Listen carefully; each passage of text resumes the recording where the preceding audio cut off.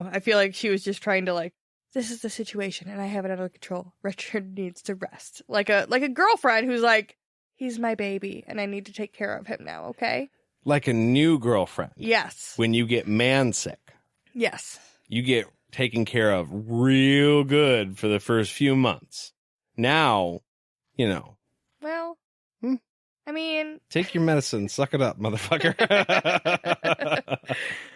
I mean, you get like a 24-hour period of grace. Yeah, no, I'll give you that. In no way am I implying that you don't take good care of me when I'm sick. I'm just saying it's not like that. No. You don't go out of your way to tell everybody, like, hey, keep it down. He's taking a nap. The chicken noodle soup is simmering. Don't fucking touch it. Oh, just shut the lights off. Turn on the fan. Give me the drugs and I'll be fine. But Kahlan isn't interested in going back and forth with Chandlin all night, so she doesn't even give in to his, like, bullshit. She just turns and walks away and goes back to Richard because he's who needs her. I wouldn't be able to do that. I would definitely have, like, said something back, but he is the type of dude who wouldn't let it go. He's very quick with his, like, comebacks. Yeah, you gotta watch hurling insults at fast people. Yeah. But I also feel like you being you would have gone a few more rounds with him. You probably would have ended up being the bigger person and walking away. But you also wouldn't have been like, okay, that was shot for shot twice. I've got a few more in me. Yeah. I have too many thoughts to just shut my mouth in a position like that. I mean, I'm kind of the same way. I've said for a long time it's better to be a smartass than a dumbass.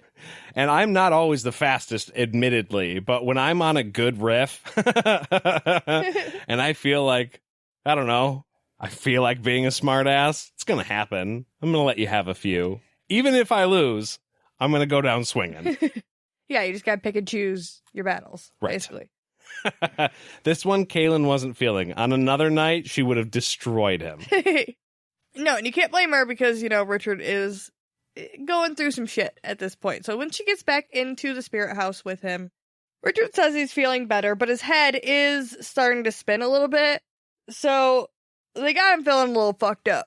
But I feel like it's better to function with a slight buzz than a pounding fucking headache because you can't think, you can't breathe without it hurting. You just want to go to bed, but even that hurts. I would much rather have a little shine on. Well, it certainly helps you deal with it. So Kahlan fills Richard in on everything that her and Chandlin were talking about, and she calls him a fool. And Richard rightly points out here that the Skreeling probably did come because of them. So Chandlin's probably not all wrong about the fact that it is their fault. Which I love that he was, hey, come on. You gotta look at it from this man's point of view a little bit. Right. Now, this part of it isn't the same vein that we were talking about before, about him being rightfully angry about the murder of his uncle. Yeah. But that's why he was being an asshole, and he's not wrong about this either, and Richard is smart enough to recognize that he's right and rightfully upset. I also like that Richard recognized that it was probably because of them. All this shit has happened to him, and he's like, of course, fucking demons. Kahlan's like, this asshole's trying to blame us. Can you believe that? Richard's like, no, it probably actually is our fault. So Richard's having his very own 2020 right now. Yeah. Oh, God. Yeah. Holy shit. Yeah. And then the murder bees. What we didn't say is this book takes place. Wizard's first rule started January 1st, 2020. And now we're up to approximately June. Yeah. Mm-hmm. Holy shit. I'm sorry. That's just so bad. I guess these conversations just make me realize that Kahlan gets a lot more tunnel vision than I realized that she did. When she thinks something, she doesn't necessarily go about it from every angle, trying to see the right answer. She just, comes to a conclusion in her head, and she's like, fuck that guy, right? And sometimes she needs somebody else to step in and be like, actually, Kahlan, you need to take a different tact.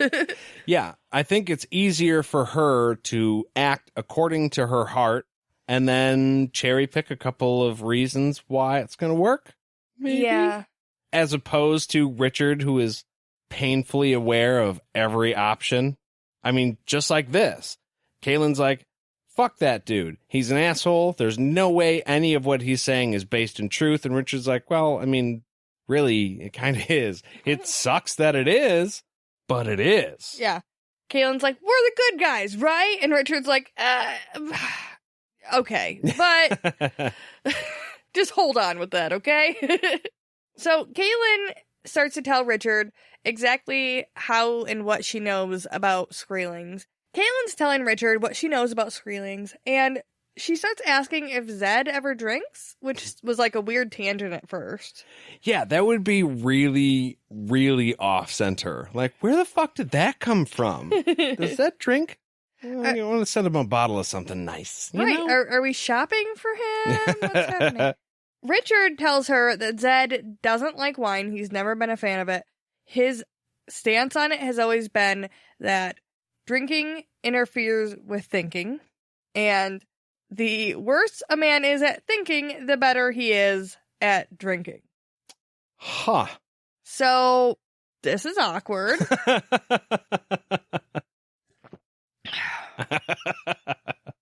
Well, I mean, we're fans. Maybe we get a pass.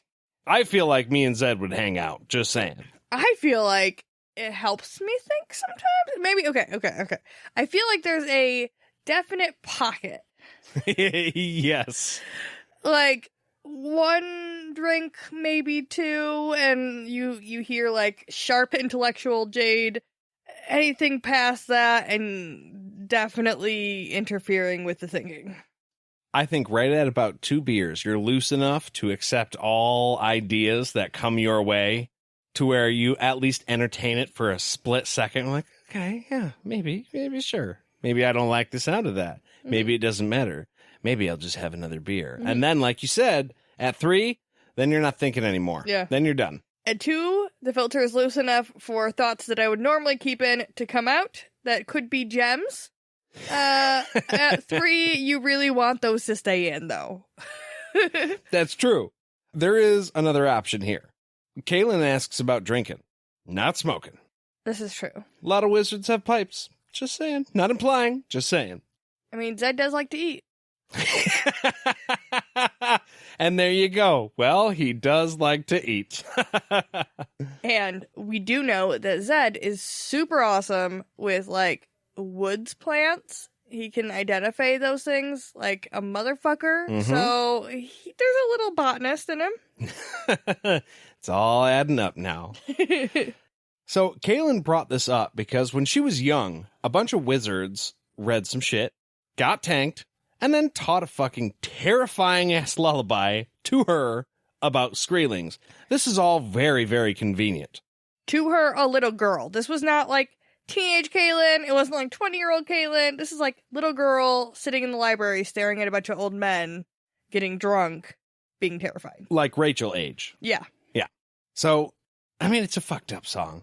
All the skin ripping, hacking them up, the keeper burning your skin and taking your life. But, like, I mean, it ends nice, I guess. There's a thin thread of hope about a marked dude being a pebble in a pond. I feel like it's no wonder that Kahlan ended up with nightmares after that. Because, duh. And her mom had to go regulate, because I would be so fucking pissed if I found out that not only did you sing this song in front of my little girl, no. You had her sit on your lap, on your drunk ass lap, all night while she learned this song. Right. You took the time to teach it to her. Yeah. For a girl who's like 6-ish. I mean, we don't know actually how old she is, but like she said they went through it a couple times. So like it's more than a little bit fucked up that they went to that level. And I mean, I guess it follows through that the thing that they were reading in the book of prophecy may have even been related to what's going on right now. Right. The pebble in the pond thing. Right. That's what I'm saying. It's a very, very specific. I mean, the song is a lot of gross and ripping and scariness, but like it really, really relates to what's going on right now. Right. It probably exactly was about what's going on, which is even more fucked up. They knew this was going to happen.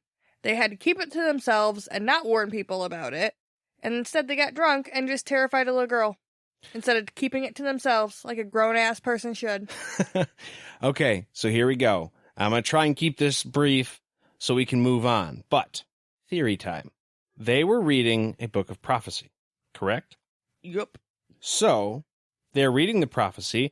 Kahlan's in the room with them. They slam the book shut because they're obviously freaked out. Somebody goes to get a bottle because they're obviously freaked out. And what are the chances that they were supposed to teach Kahlan that song so she would know what a Skreeling is when she got attacked later in life? You talking like more prophecy shit? Oh, yeah. We're talking double entendre fork and all that shit. I mean, the chances are probably pretty fucking probable then, huh, bud? Probably probable? Yeah, I mean, I'm guessing. I'm not saying it's bulletproof, but, like, there's a chance. We entertained this before with Jeb and her husband. Like, did he cheat first in his mind, or did she slap him and then cause him to sleep with somebody else? It's kind of the same thing. It could go both ways. Yeah. Yeah, no, I totally can see that. And I'm just trying to think of, like, the implications of those wizards knowing that prophecy. That couldn't have gone to Zed. Zed was already over the boundaries. Right. So this is like the wizards that Kahlan grew up with, and they're all dead. Yeah. Well, that's probably what it was. That's probably why they started drinking, because it didn't look super great for them in the prophecy. Yeah, they were probably like, where's all the wizards? Where are all the wizards, guys? That's why they slammed the book shut. They're like, oh, fuck. Oh, fuck. Jim, go get the good stuff, okay? Holy shit. Also, wait, did they write that song? Was that song in the Book of Prophecy? Or did that drunk old man just, like, off the cuff come up with that terrifying lullaby for that little girl? It's probably half and half. It probably wasn't so bad, but he was drunk, so he made it way, way worse. This is really scary, fellas. What a dick. So Kahlan tells Richard that the lightning is connected to the Kandar. She just doesn't know how the fuck she did it or anything about it at all. Just that she can, like, feel it under the surface, just like her regular power. It's there all the time.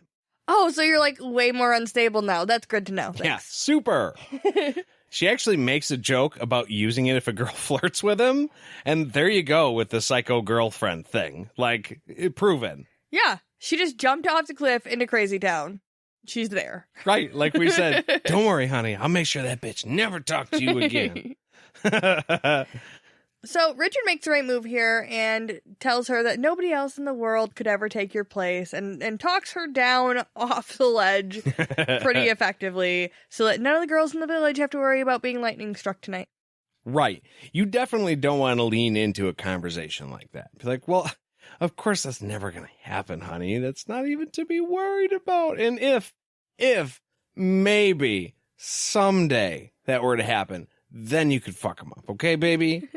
Or there's going to be a lot of girls in the world, you know. You can't expect none of them to look at me. You're just going to have to get used to it, right, Kahlan?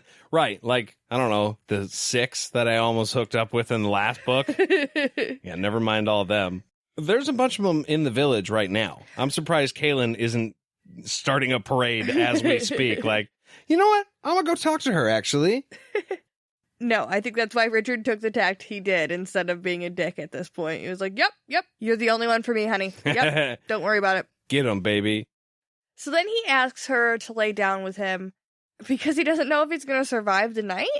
And at this point, it kind of seems like he feels like he has almost a brain tumor or something. I know that probably doesn't exist in this realm, or at least they aren't aware of things like brain tumors. Right, yeah, they wouldn't have the technology to see what that is. Yeah. But he's got to be thinking something along those lines. Like, my brain's going to explode while I sleep. Because why else would you be having random headaches? If you don't think it's because of the gift and you think you're going to die, you're just, like, imagining all sorts of crazy stuff. Right. The only thing I can really compare this to is, like, really, really bad tooth pain. A fun little story. A long time ago, I wasn't taking care of one tooth all the way in the back of my mouth because it was hard to reach while I brushed, and apparently I had gotten an abscess. Is that what it was called? Mm-hmm. And the tooth got impacted and infected, and the pain from the tooth was unbearable. but then it kind of starts to affect your jaw.